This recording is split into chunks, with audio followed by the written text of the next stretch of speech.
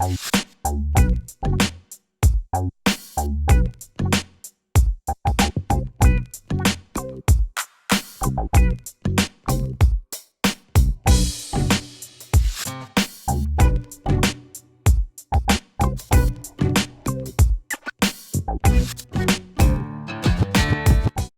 now it is my pleasure to welcome Miss Linda Mariano. With a career that spans 30 years, Linda is a major leader in marketing, brand management, e-commerce, and promotion initiatives for major retailers, specialty retail, art industry, licensing partnerships, media and entertainment, as well as entrepreneurial business environments.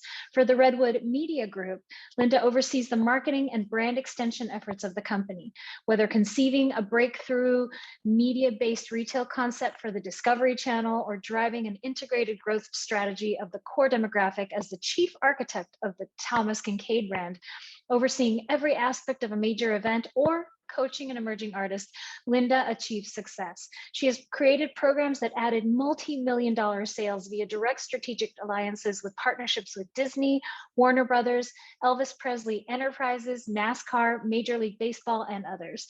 Linda's expertise in the art and licensing industries has made her readily recognized for her strategic approach to integrated brand and business strategies. I am so proud to have Linda Mariano not only serving on our board of advisors, but also to have the opportunity to interview her today. Linda, welcome. Thank you so much for being here. Oh, thank you. It's a pleasure. Thank you. So Vanguard Culture has been a partner to Art San Diego, the contemporary art fair that Redwood Art Group produces for years. You produce exceptional events around the country. Tell us a little bit more about the Redwood Art Group.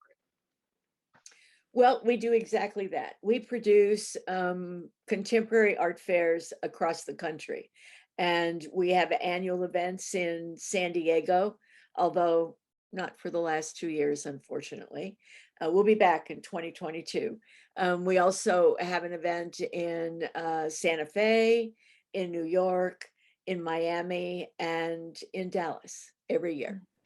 Nice. And thousands of people attend these events. If you haven't been, please visit the Redwood Art Group's website, which we'll include in the chat. Today, we are talking about the experience of being a woman. What does that feel like? What does that look like? You're a woman in the arts, and you're a woman who's been in positions of leadership. And so tell us about what that has been for you, in terms of being a woman in leadership. Generationally, what kinds of experiences do you think sort of need to be mentioned? Well, I think that, if I think of my career and where I've been and what I've accomplished, I think that, like a lot of people, men as well as women, is your career is a building process, and there's building blocks. When I think about what my dad used to say to me, he wanted me, there was never any question about going to college. That was always an expectation. Mm-hmm. But one of the things that he used to say to me is, I want to be sure that you have a career that is solid and that you can, no matter what happens in your life, that you can pursue it. So what that evolved into was I became a teacher. And for the first 5 years of my career, I was a kindergarten teacher. So something that was, for my generation, something that was very expected in terms of what women do. Mm-hmm. And the types of jobs that were acceptable. Yes, right. So teachers, nurses, administrative assistants, secretaries. Mm-hmm. Back then it wasn't called HR, it was called personnel, right? So you could be the personnel person for a corporation. Those kinds of things were expected. Those were the slots that women might be expected to fit into if they weren't at home taking care of children. And so then my husband was accepted into law school, and we moved to San Francisco. And I could have gotten a teaching job there. But as my, fortune would have it, my mother-in-law was, she had a Christmas job at Macy's, and she knew the head of HR. They had become friends. And so she said, well, why don't you come in and talk to them? And so the very next day, I became an assistant buyer. And that was the beginning of my retail career. And so now I'm in business, and women in business, I suppose there again, there were slots that you might fit into in the retail environment. And I never wanted to fit into one of those slots. That's why I love you, Linda. So, One of mine. there was an opportunity, and I wanted to pursue the opportunity to develop something that was new for the company, and something that was different than what had been its predecessor. And this goes all, this is like in the Wayback Machine.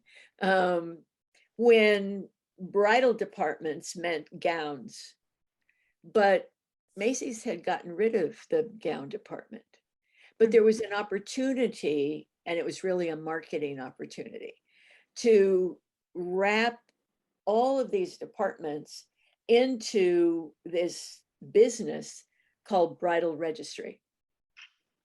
And that's where I found my niche. That's what I developed. And it became, a marketing tool. It became a business tool. And there were challenges all along the way. There's that woman again talking about that bridal registry thing and wanting to computerize it. And what does she know about any of that? I knew how it needed to work. I didn't need to be the technical person. And so creating, I think that one of the things that women do, and I know we're going to talk about gratitude, but I think that one of the things that as a society that we can be grateful for is that women have a capability and a perspective of bringing people together and knowing how to bring people together and coalescing people into a team. And yes, you can be a powerful woman, but creating that power is really in getting the job done. I mean, definitely all of that. I think we're community builders. We're gatherers, right? We are the people who bring those little mini family structures together. And in business, you create these little families, right? I mean, you have to know who's going to get along with whom, and be able to bring everyone together. I'm interested in knowing a little bit about the women in your life. Do you feel like there's that matriarchal structure, or was it mostly patriarchal structure in your family? Did that influence you in any way? I suppose to some extent. I'm an only child of an only child. My father was an only child, and my mother was an orphan when she was 9. So there isn't this broad family structure. But the 3 of us, I don't have any siblings, were, a close knit family. And my mother was a business person. She worked outside of the home, and I think that there's a lot of influence that has come from her in terms of you can do more. You can, like a permission almost. you can achieve more. Yeah, and it wasn't something that we talked about. You Mhm. know, if there was someone that I talked about my future with, it was really my father. Mhm. He was very involved in my young life, in my youth groups and all of that kind of thing. Um, and and my father passed away when I was very young. I was 19 when my father passed, Mm. but some very indelible things and impressions that he left me with that, you know, I think I have carried forward in my life. My mother, my mother was also an influence in terms of, I suppose, some things not to do. Mhm. And so that stays with me as well. And there's certainly some um, forgiveness in that, because there were Yeah. some aspects of my life at home that were were not okay. Yeah. And in her later years, she also recognized that. And you know, and part of that comes from her really tragic childhood that Mhm. as an adult I came to understand. And you know, and that gives you a lot of ability to forgive, as well as to be grateful for the woman that um, she became, despite all of the hardship. Right. You have Yeah, to acknowledge, I mean, that she even was able to give you as much as she did. yeah. You know, we're we can be very, very judgmental of our parents until we become parents ourselves. And then, and then, you know, you realize how incredibly hard, how difficult it must have been for them in their generation, generations back, Yes. to try to move through, you know, being a parent. And, you know, here I am, a parent of two young children with all the resources in the world, incredibly privileged. You know, we live in a beautiful neighborhood, great community, great friends, great family. Everybody supports, you know, in our family is supportive, and all of that. And it's still exhausting and it's still super hard. So I can't imagine my mother, single mother, you know, trying to raise me and all of that. So when I became a mother, there was a lot of forgiveness that had to happen with my mom, and a lot of gratitude, a lot of compassion. Mhm. So, you know, take a moment to just sort of acknowledge, and everyone here watching today, you know, I would encourage you to just take a moment to put yourself in that person's shoes, that you haven't found forgiveness for yet. What has been your experience as a woman as it connects to gratitude? What is your relationship to gratitude? I think that you know, when I think about, you know, my life and where I am and the things that I am able to do, the things that I have achieved, I'm very grateful for all those experiences. I'm grateful for the people I worked with at Macy's um, who tolerated this this tenacious woman who just, you know, wouldn't give up, who wanted people to understand the business relationship, that, you know, the development of this whole interconnected business could have on the overall home store business. And then beyond that, the other positions that I held, all of them in management positions in small companies as well as very large companies. And really in each one of them, finding myself as a conduit. There's a good word, as a conduit, and really being grateful for all of that, because when I look back, all of those experiences, all of those relationships, all of that interconnectedness brings me to where I am today. And the path of, you know, really coming into the art world and finding the marriage of marketing and business and art is being my passion, and just so grateful to have the opportunity to work with people that are very, very diverse from all over the world, who come as exhibitors to our fairs, as well as who attend the fairs, and from literally all walks of life, all nationalities, and all different kinds of experiences that have brought them into art. And assisting them really brings me joy, and I'm very grateful for it. Nice, beautiful. So we have a video that you're going to share with us. Tell us a little bit about us. Give us a little intro so we know what to expect. So when you came to us and asked us to be part of the program for Women X, we had just unfortunately canceled Art San Diego 2021 because of the pandemic.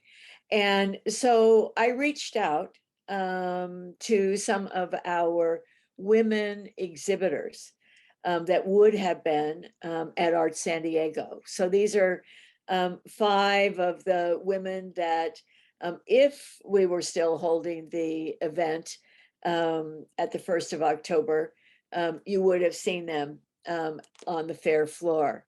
And they are an interesting group of women. I would say a couple of different generations of women, but you'll hear in their stories how gratitude and appreciation have come to them for the careers that they have. And a couple of them are generational artists in terms of having mothers, grandmothers, sisters who are, very established artists. Okay, well, thank you so much for being a part of this today. I can't wait to see this video and share it with you all. And look out for Redwood Art Group coming soon. New York, right? Art New York is still taking place later this year. It is. And then Art San Diego 22 is on. So it's on. Thank you so much. And now for the show. Enjoy. Thanks, Susanna. Thank you.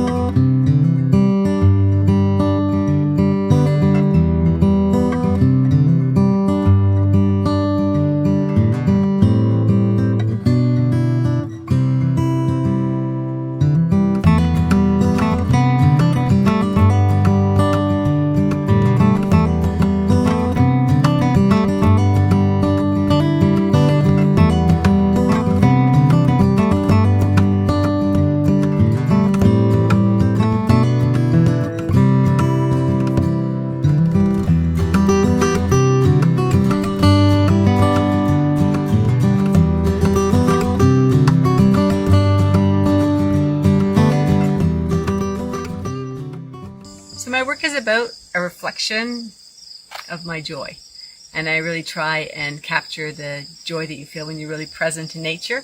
And for me, that is actually at the cottage where we are now. It's been in the family for 50 years. It's been an integral part of my life ever since I was a kid. And so I work really hard to try and infuse that feeling of deep-seated joy into the work, in the hopes that when people buy the work and when they live with it for a long period of time, that they kind of get that same reflection from the work back to them that I sort of felt while I was creating it. And so because of that, I tend to work with colors that are happy and joyful, but really part of my discipline is about looking at the shapes of nature, the waves of it, the colors of it, to be able to kind of capture the essence really of water and land and plants and birds and butterflies and all the things that kind of are around you. For me personally, I really can only paint when I'm feeling joyful. And so I really need to be in that space where I have to feel joy. And to do that, I really try and be present and look at the things in my life that I'm really grateful for. And I have a lot of gratitude for being able to live in a place like this, having been able to experience it throughout all the seasons. And that comes from the beautiful and dramatic sunsets right down to kind of like watching the crickets and the hummingbirds, kind of the feeders. It comes from living here through multiple seasons, which normally I don't, because normally I'm in the city, and being able to really see how nature survives through the winter and how it kind of comes up and is renewed with rebirth in the spring. And so all of those things really are capturing those things and really exploring them are a really important part of my discipline. So I just really hope that that reflection of my happy place becomes your happy place.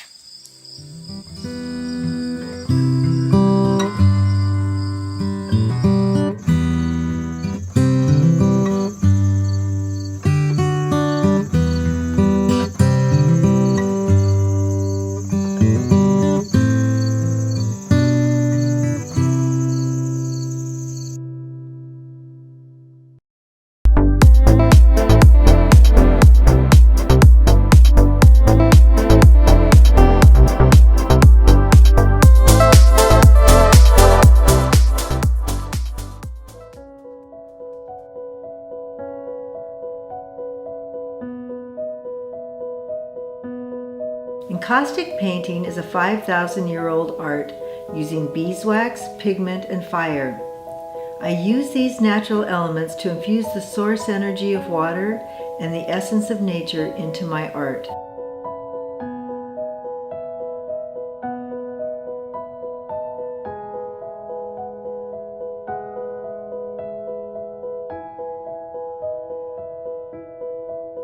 In my studio, experimenting with the unpredictable qualities of beeswax and its mercurial elements is the channel for my creative spirit to flow through. Like all impressionistic art, especially encaustic painting, creating my work requires letting go of every last bit of ego and allowing my spirit and my heart to guide me. With bold brushstrokes, I patiently apply layer upon layer of molten wax onto a birch panel board. The painted beeswax creates a rough yet refined texture that I fire with heat and then smooth to a satin finish. Adding the elements, smoothing, heating, watching the beeswax and pigment combine becomes my meditation. Every layer of beeswax and each moment in time are fused behind and before, creating life's journey. Adding, smoothing, and heating again and again. When I see what I feel in my heart, then I know the artwork is done.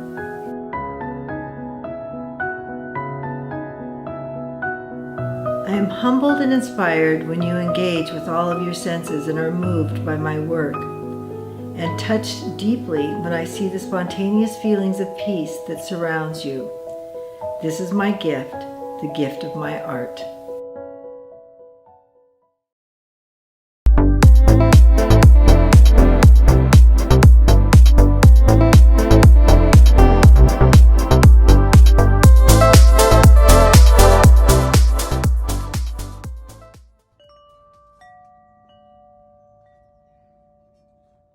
I never knew in my life that I would contribute or be grateful or even understood that my family influenced my art.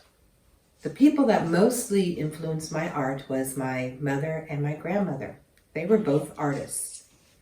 From day one, they surrounded me with art and taught me about art. Their wisdom helped me through my journey. They helped me look at art in a beautiful way, as well as the natural surroundings. They showed me how beautiful things were. They also encouraged me that while I was creating, to be patient, to be kind to myself, to not get frustrated when I was trying to create something and it wasn't turning out the way I thought it would. I am very grateful to my mom and my grandmother to have guided me through their experience of art. so that I can dream and create my art, bring joy and calmness and happiness that I experience when I paint. I hope that my viewers also experience what I'm feeling when I'm painting. To be calm, to be patient, have joy.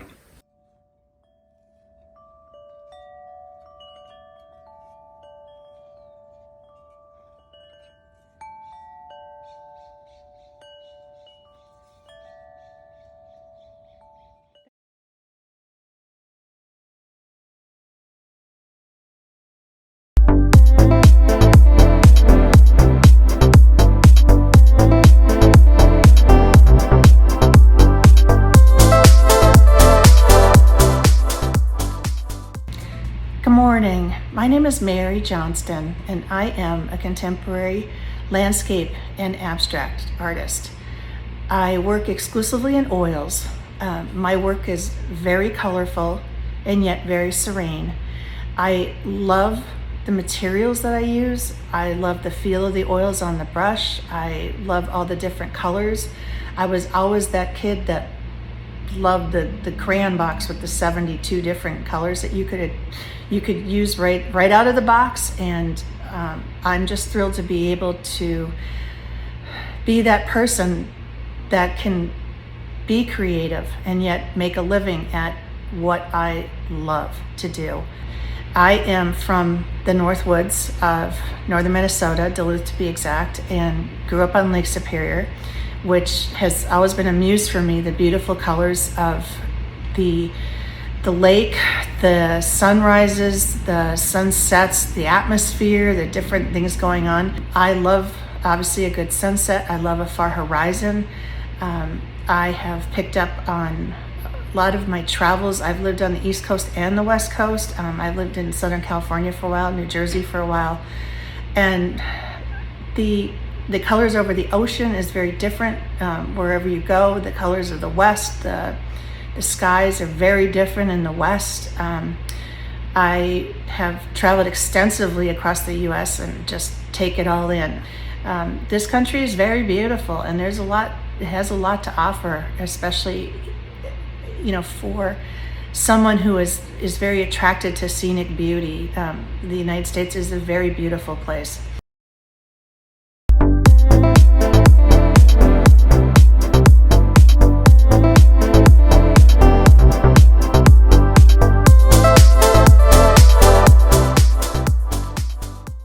Hi, I'm Christina Sedano. I'm very fortunate as a painter to be living in California. If you take a look around, one of my passions is gardening. And if you see all the bright colors and all of this inspiration, I love to bring in my studio. So please join me in my studio so I could show you how I take the beautiful nature and surroundings that I have and bring that composition onto my canvas. There's something about a wonderful meditation and relaxation when I'm in here. When I start to design a painting and create the composition, I just focus so strongly on what I'm doing at that time. I get so immersed in my work. And I know when I am happy, what is coming out of that painting is going to be spectacular because I feel it in my heart. So when I was 8 years old, my parents got me involved in private art lessons. It was amazing because it was one of my passions that I had as a little kid. I went away to college for fine art. I majored in illustration, but I concentrated on advertising just with the thought that I knew I can make a living in advertising. But if you look at me now today, I am a professional artist that's successful making my fine art paintings. The way I define success in my paintings is when I've created something for my clients and they are happy. That's what I call success. What brings me the most joy is when I have a painting that I've created and it's hanging in my studio, or I present it to a client and they literally fall in love with it.